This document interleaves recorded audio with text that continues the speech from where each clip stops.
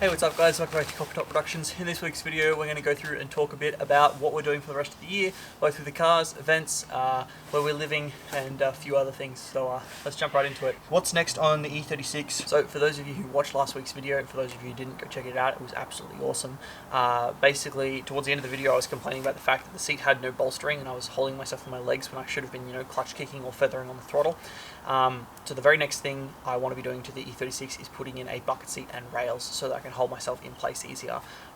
That's the very next thing. After that I want to do a steering wheel boss kit. I wouldn't mind doing some cosmetic stuff to it because although it doesn't look bad, I don't think it could look better. Next question, what's next on the R32? So the R32 is waiting on funding more than anything. We have 3 or 4 options. We can pay to have the old tank refurbished. We can put a GTR tank in it because the R32 GTR tanks are made of plastic. We could do a fuel cell or we could refurbish the tank ourselves. Now the first option is the one I was going to do initially until I found out that everywhere in Canberra quotes $1,500 to $2,000 to refurbish a fuel tank, and seeing as I've got 2 that I need doing, probably don't want to do that. Second one being the GTR tank, that's $1,500 to $2,000, so again same issue, although it kind of is a better option than refurbishing the old tank because it means that it's not going to rust out in the future. Third option, fuel cell, won't pass registration, so that's immediately not an option, but it kind of is if I can get away with it. But yeah, I don't know. I don't know. And then refurbishing the tank myself is probably what I'm going to end up doing. I just really got to do more research into it and find out how hard that actually is to do. Engine bay wise, we've got to do intercooler piping and an intercooler. Other than that, that's pretty much it. Need some tidying up here and there in the interior, like a few things, like seats would be helpful.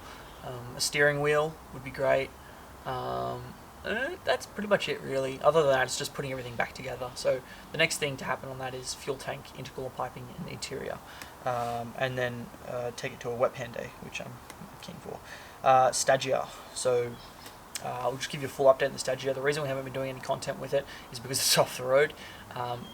Now, after the last track day I did with it, the Wakefield track day, we took it off the road or let it run out of registration because renewing the registration is expensive, and I didn't want to pay what I was paying for fuel at the time for another 6 to 12 months. So we took it off the road for a little while. It's probably going to be back on the road very soon. We have some events coming up with it soonish, so we're going to be probably renewing the registration and getting it back on soon.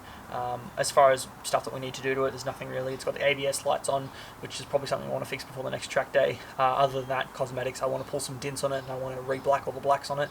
Other than that though, nothing really.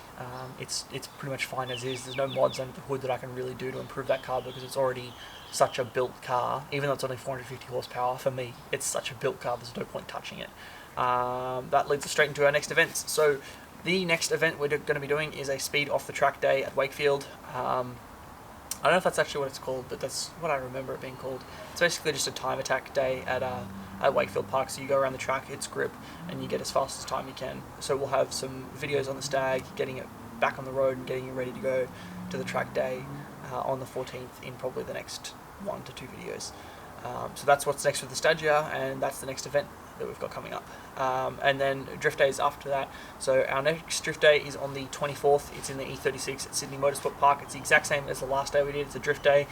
It's just a day to go and get more experience, and that's kind of all we're going to be doing with the E36 at the moment, is just going out and getting as much experience as we can and learning as much as we can and driving as much as we can. And then after that we've got the 13th of the following month, either the 13th or the 15th or something like that, and then continuously every single month we've got basically a wet pan day. They're not all booked, but they're all booked for the track. I'm just not booked into them, so as I go along, unless the car breaks, I'll try and maintain 1 drift day per month to regularly get out, slide and build up my skills. That's where all the cars are at, that's where events are at, all that sort of stuff. I don't really have anything else planned.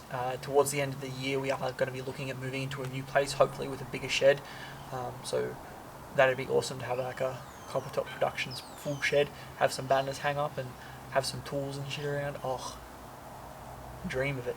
Next 6 months is going to be jam-packed full of drift events, time attack days, working on the cars, hopefully getting the yellow 32 on the road, and crashing the E36 at some point. I imagine it's going to happen.